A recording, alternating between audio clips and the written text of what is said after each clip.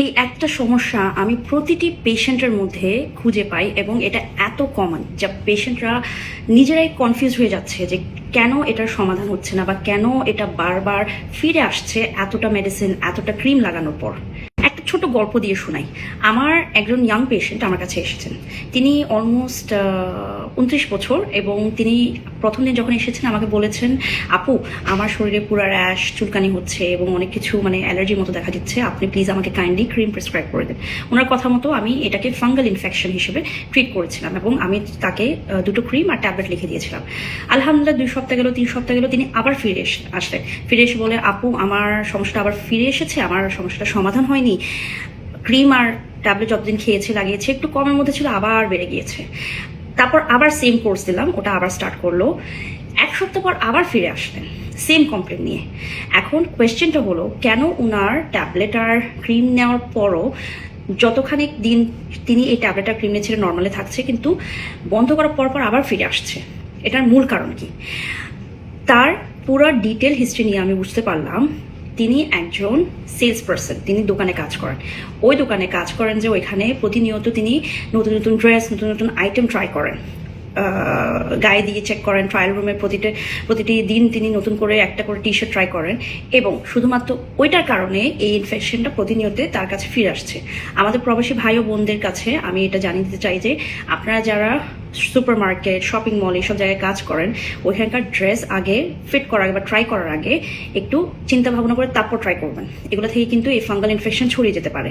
তো আপনারা যখন মেডিসিন আর ক্রিম নিচ্ছেন, এটা কয়েকদিন যাবত কাজ করবে, কিন্তু পরে দেখা যাবে আবার এই সেম সিচুয়েশনের ঝুঁকি বেড়ে যাচ্ছে।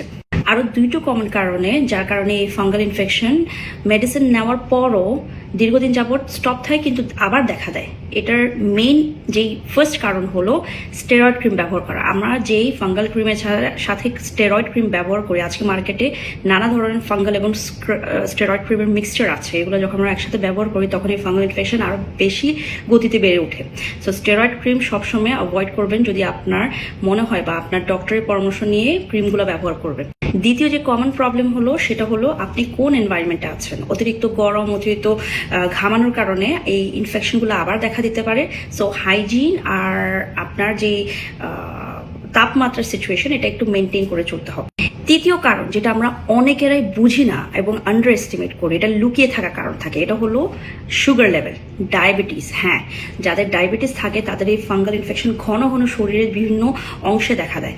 আপনি যতই ট্রিটমেন্ট নেন, টেম্পোরারি এটা ঠিকই থাকে, তারপর দেখা যায় ট্রিটমেন্ট বন্ধ করার পর আবার দেখা দেয়। সো সবসময় যখন আপনার দেখবেন যে কন্টিনিউয়াস রিপিটেডলি এই ধরনের ইনফেকশন হচ্ছে, এই ধরনের ফাঙ্গাল ইনফেকশন, এই ধরনের হ্রাস হচ্ছে শরীরে, তাহলে ডেফিনেটলি আপনার সুগার লেভেল একবার চেক করবেন চিকিৎসকের পরামর্শ নিয়ে।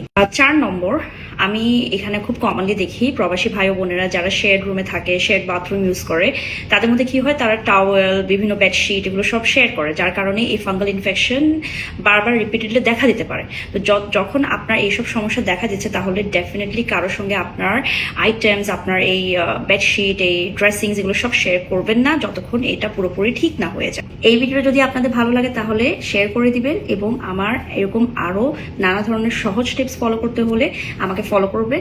টেক কেয়ার, আল্লাহ হাফেজ।